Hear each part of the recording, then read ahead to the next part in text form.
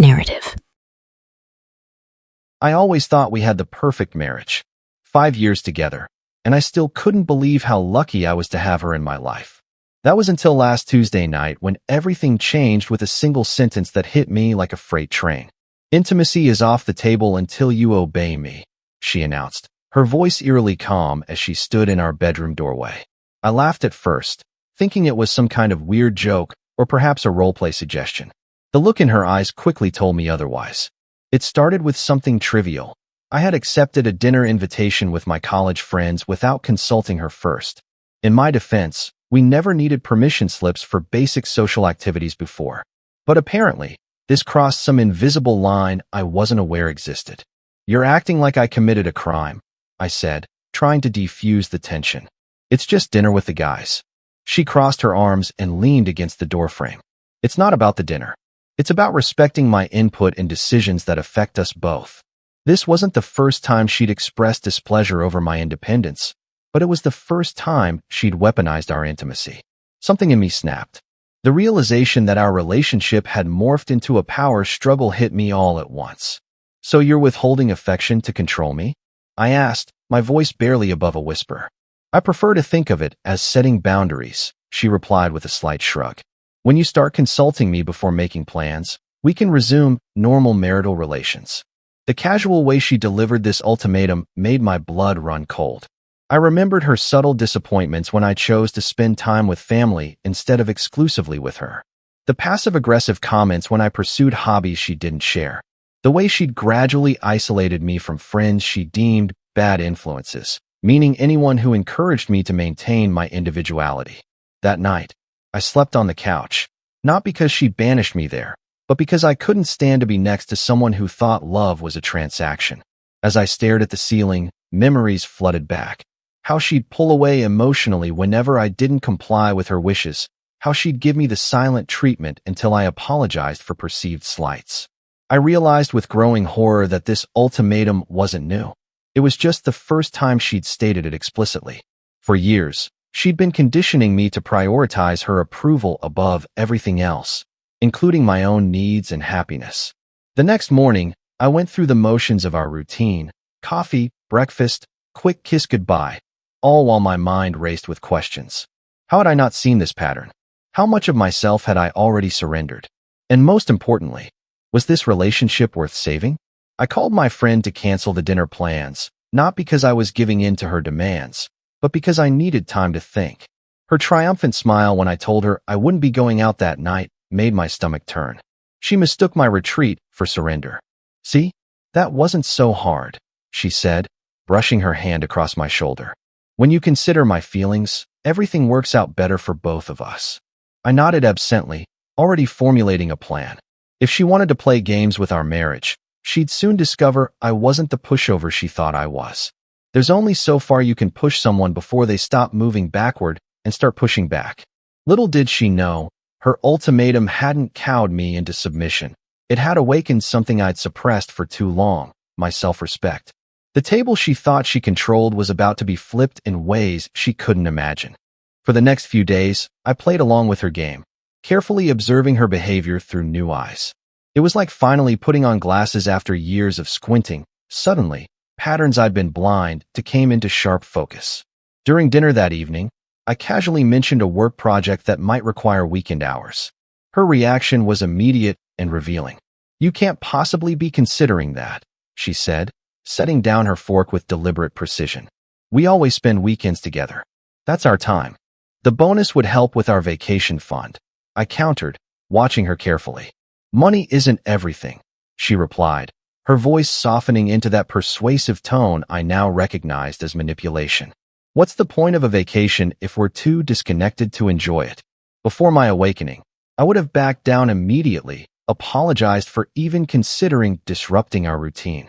Instead, I simply nodded and changed the subject, making a mental note of how skillfully she'd twisted my career advancement into a betrayal of our relationship. Later that night, I went through old texts and emails between us, looking for evidence of this pattern. What I found was disturbing: a systematic campaign to isolate me from external influences. Comments about my mother being too involved in our lives. subtle criticisms of friends who encouraged my independence, convenient headaches whenever I planned activities she couldn't control. The following morning, I called my oldest friend, someone I hadn't spoken with in months because she had deemed him disrespectful to our marriage. "Man, I was starting to think you'd fallen off the planet," he said, genuine concern in his voice. "Everything okay?" "I'm not sure," I admitted. "Things at home have been complicated." "She finally showed her true colors, huh?" he asked, confirming my suspicions that others had seen what I'd been too close to notice. He reminded me of incidents I'd forgotten. How she'd created drama during his wedding because it took attention away from her. How she'd sabotaged a camping trip by claiming sudden illness, only to make a miraculous recovery when I canceled. That evening, emboldened by this external perspective, I decided to test the waters. I informed her, not asked, but informed, that I would be meeting my friend for lunch the following day. Her reaction was nuclear. "So this is how you respond to my concerns? By deliberately defying me." "I'm not defying you," I said calmly. "I'm catching up with a friend. That's normal human behavior. Normal people consult their spouses before making plans," she snapped. "Consult or get permission?" I asked, finally addressing the elephant in the room. "Because those are very different things." Her eyes narrowed dangerously. "If you leave this house tomorrow, don't expect anything from me for a very long time." There it was again, the threat, the leveraging of intimacy as a control mechanism. But this time, instead of fear, I felt a strange sense of liberation. Her power over me existed only because I valued our physical connection more than my autonomy. What would happen if I recalibrated that equation? "I think I can live with that consequence," I said, surprising both of us with my calm defiance. For a moment, panic flashed across her face, the first genuine emotion I'd seen from her in days. She quickly recovered, her expression hardening into cold determination. "We'll see how long you last before you come crawling back," she said, turning away. "You always do." That night, lying alone in the guest room, I scrolled through photos from earlier years of our relationship. Had there been warning signs from the beginning? Had I ignored red flags because of her beauty, her charm, her ability to make me feel special when she approved of my behavior? The truth was becoming uncomfortably clear. Our entire relationship was built on an uneven power dynamic that I had unconsciously accepted. But now that I could see it, I couldn't unsee it. And with that awareness came a decision. This pattern would end, one way or another. Lunch with my friend was like coming up for air after nearly drowning. For 2 hours, I spoke freely without calculating the potential consequences of my words. No walking on eggshells, no strategic omissions to avoid disapproval. Just authentic conversation. "You seem different," he observed as we finished our meals. "More like your old self." "I'm starting to remember who that person was," I admitted. When I returned home, she was waiting, her posture rigid with barely contained fury. I braced myself for the confrontation, but instead of engaging, I simply smiled and walked past her to my home office. "That's it," she called after me. "Nothing to say for yourself?" I turned, maintaining a neutral expression. "I had lunch with a friend. It was nice. There's nothing more to discuss." Her mouth opened and closed, clearly thrown by my refusal to participate in the expected argument. This wasn't in her playbook.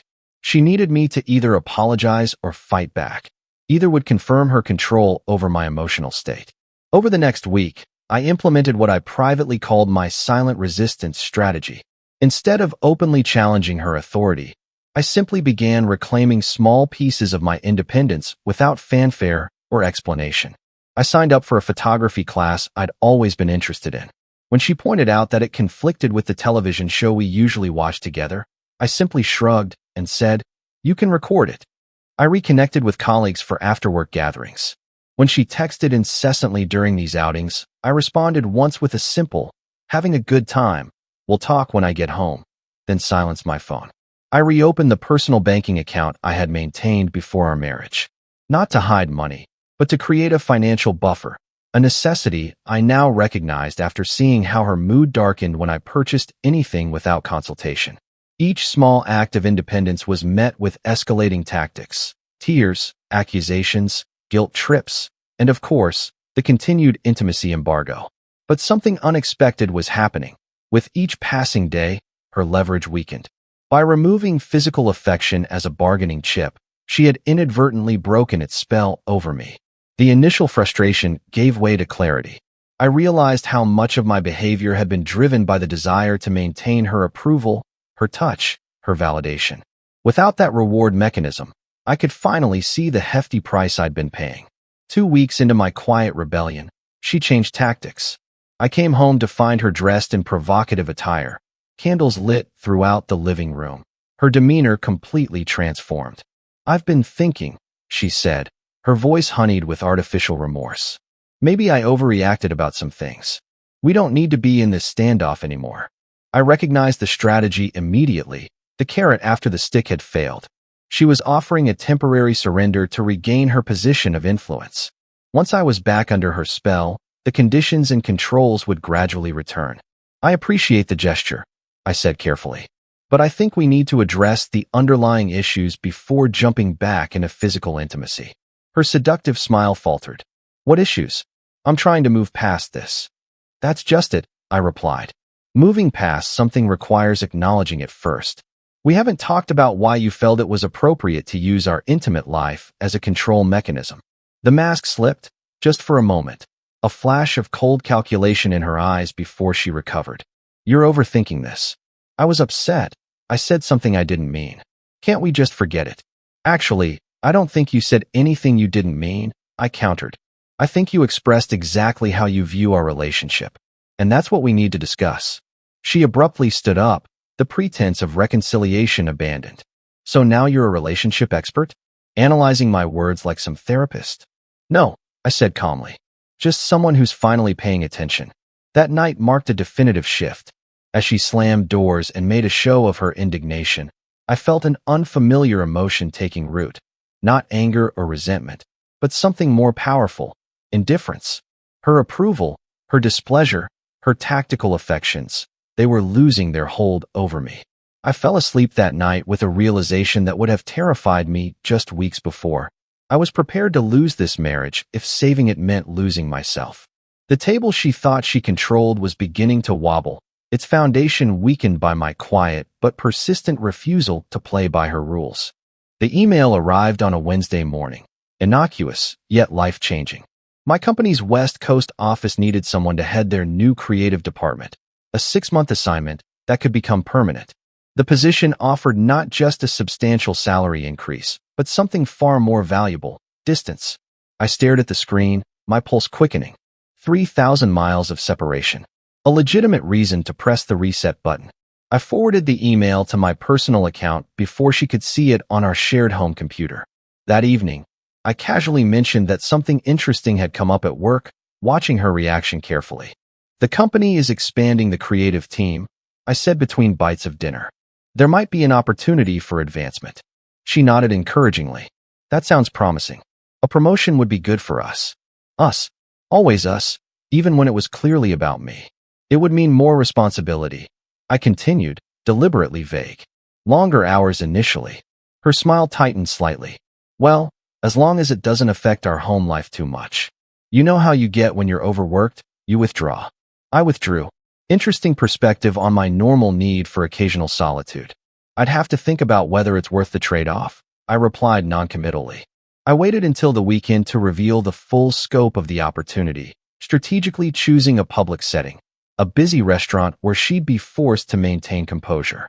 "So about that work opportunity," I began after our meals arrived. "It's actually in San Francisco." Her fork clattered against the plate. "San Francisco? As in California?" "That's generally where it's located, yes." "You can't possibly be considering moving across the country," she said, her voice low but intense. "It's 6 months initially," I explained calmly. "A trial period for both parties." "And what about me? What about our life here?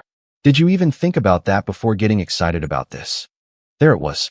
Not a single question about what this meant for my career, my dreams, my growth. Only how it impacted her plans, her comfort, her control.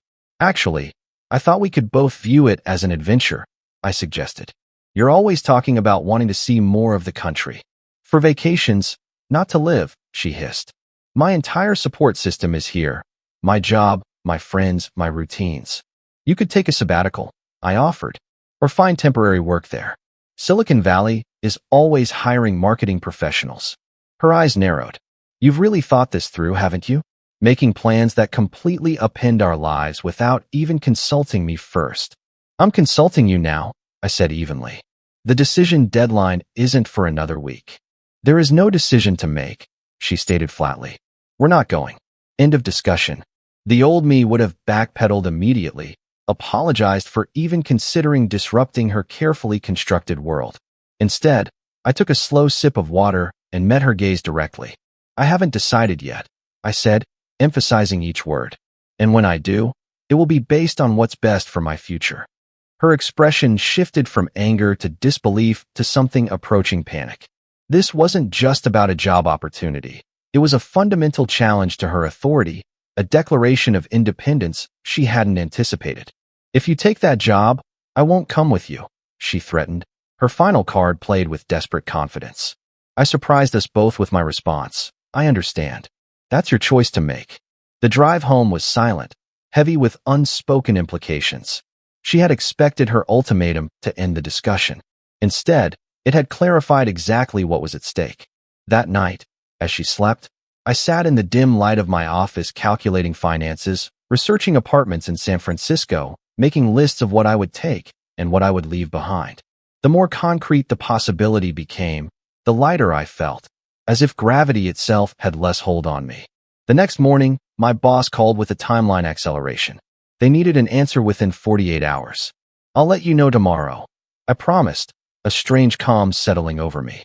After hanging up, I found her waiting in the doorway, her expression unreadable. Who was that? She demanded. My boss. They've moved up the decision deadline.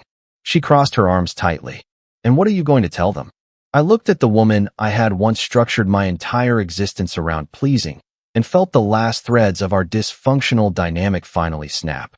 I'm going to tell them yes, I said, the words emerging not as a defiant challenge but as a simple truth. I'm accepting the position. The table was no longer wobbling. It was about to be flipped entirely. Her reaction wasn't immediate. Instead, she stared at me with an expression I'd never seen before, a mixture of disbelief, rage, and something else, fear. The control she thought was unshakable was slipping through her fingers. You're bluffing, she finally said, her voice unnaturally calm. You wouldn't throw away our marriage for a job. I'm not throwing away anything, I replied. I'm accepting a career opportunity. Whether that ends our marriage is entirely up to you. She laughed, a harsh, brittle sound. So now I'm the unreasonable one for not wanting to uproot my entire life because you got some wild hair about California? No, you're unreasonable for assuming I would automatically decline a life-changing opportunity without discussion, I clarified. For thinking your comfort automatically outweighs my ambitions. For believing you have veto power over my career decisions. That's what marriage is, she exclaimed, her voice rising. Compromise. Consideration. Putting the relationship first. Compromise goes both ways, I countered. And when was the last time you compromised on anything that mattered? When did you put my needs ahead of your preferences? She recoiled as if I'd physically struck her. I've sacrificed everything for this relationship. Name one thing, I challenged. One significant sacrifice you've made that wasn't ultimately about maintaining your preferred status quo. Her silence was more revealing than any answer could have been. She paced the living room, recalibrating her approach. Let's calm down, she said finally, her tone shifting to conciliatory. We're both saying things we don't mean. Let's take a step back and discuss this rationally tomorrow. It was her standard tactic, delay, defuse, then redirect once emotions had settled. But I was done playing tactical relationship chess. There's nothing more to discuss, I said firmly. I've made my decision. I'm moving to San Francisco next month. You're welcome to join me, or not. That's your decision to make. If you do this, she said, her voice dropping to a dangerous whisper, there will be no coming back from it. You understand that, right? I nodded. I understand completely. And you're still choosing this job over me? Over everything we've built. That characterization, that I was choosing a job over her, crystallized exactly what was wrong with our entire relationship. In her mind, any choice that didn't prioritize her was a betrayal. I'm choosing myself, I clarified. Probably for the first time since we met. Something snapped in her then. She grabbed the nearest object, a crystal vase, a wedding gift, and hurled it against the wall. "You selfish bastard," she screamed. "After everything I've done for you." I remained still, refusing to engage with the chaos she was creating. This, too, was familiar, manufacturing a crisis to distract from the core issue, to recast herself as the victim. "I've managed your life," she continued, tears streaming now. "I've shaped you into something better than you were. Without me, you'd still be that directionless, spineless boy I found." In those few sentences, she revealed more truth than in years of carefully crafted manipulations. She hadn't wanted a partner. She'd wanted a project, a possession, a validation of her own importance. "Thank you for your honesty," I said quietly. "That clarifies a lot." My calm reaction only fueled her fury. She stormed to the dining room and flipped our actual table, sending plates and glasses crashing to the floor. "There," she screamed. "Is that what you wanted? Tables flipped? Everything destroyed." I looked at the overturned furniture, the shattered porcelain, the physical manifestation of her crumbling control, and felt a strange sense of peace. "Sometimes things need to break before they can be rebuilt properly," I said. I walked past her to our bedroom and began packing a suitcase. She followed, alternating between threats and pleas, promises and accusations. I continued methodically sorting through my belongings, separating what I would need immediately from what could wait. "Where are you going?" she demanded as I zipped the suitcase closed. "Hotel, for tonight," I answered. "I'll make arrangements for the rest of my things later." "You walk out that door, and I'll change the locks," she threatened, blocking my path. "That would make it easier to justify breaking the lease," I noted practically. "But it's your call." As I moved toward the door, her final desperate tactic emerged. She collapsed to her knees, sobbing, grasping at my clothes. "Please," she begged, her voice breaking. "I'll do anything. We can work through this. I'll go to therapy. I'll be better." For a moment, I hesitated, old patterns of responsibility tugging at me. Then I gently disengaged her hands. "I hope you do get help," I said sincerely. "But not for me. For yourself." I walked out the door with nothing but a suitcase and the unbearable lightness of freedom. 6 months passed in a blur of new experiences. San Francisco embraced me with its fog-kissed mornings and vibrant energy, so different from the stifling familiarity I'd left behind. My apartment, small but with a view of the bay that still took my breath away, became the first space that was truly mine in years.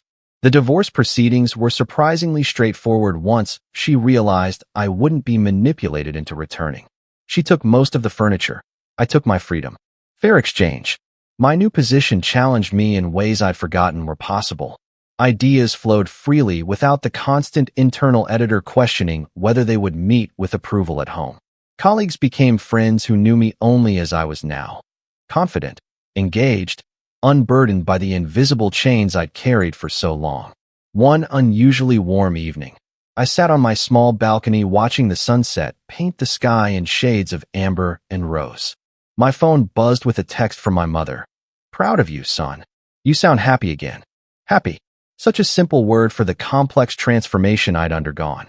It wasn't just happiness. It was authenticity, sovereignty over my own existence, the quiet dignity of making choices without calculating their emotional cost.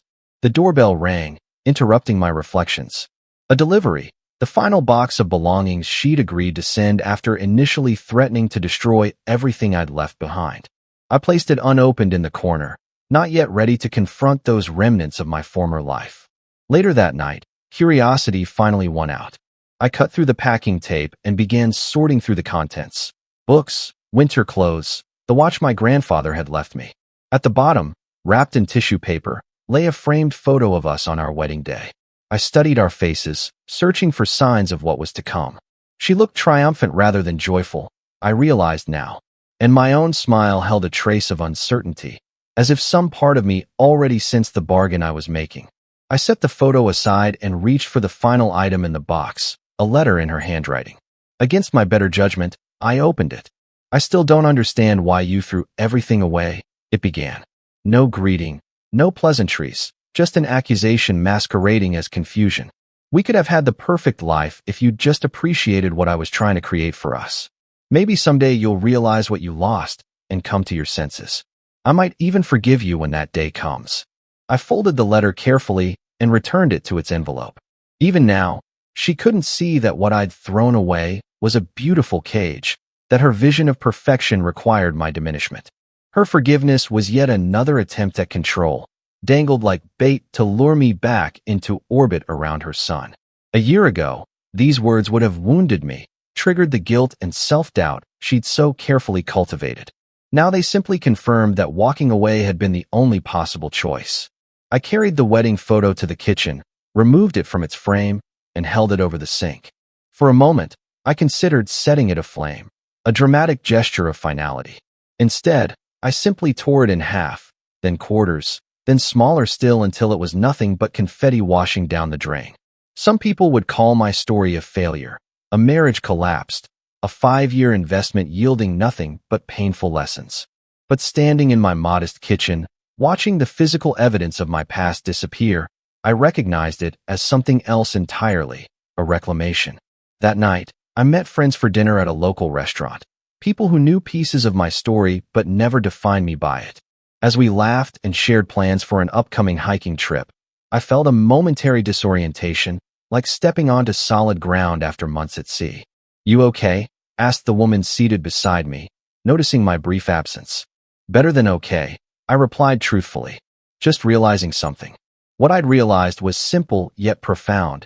Intimacy, real intimacy, wasn't a bargaining chip to be placed on or removed from tables. It wasn't something to be earned through obedience or withheld as punishment. True intimacy grew from mutual respect, from the freedom to be fully yourself and still be valued. My ex-wife had declared intimacy off the table until I obeyed her. In response, I hadn't just flipped that table. I'd built an entirely new one, sturdy and balanced, with room for people who understood the difference between love and control. As I raised my glass in a toast to future adventures, I silently thanked her for the ultimatum that had finally set me free. Our story has come to an end. If you've made it this far, how about subscribing to our channel? It helps us immensely. I've selected 2 other videos for you that I'm sure you'll enjoy. Feel free to click on them. I'll be waiting for you in the next story. See you soon.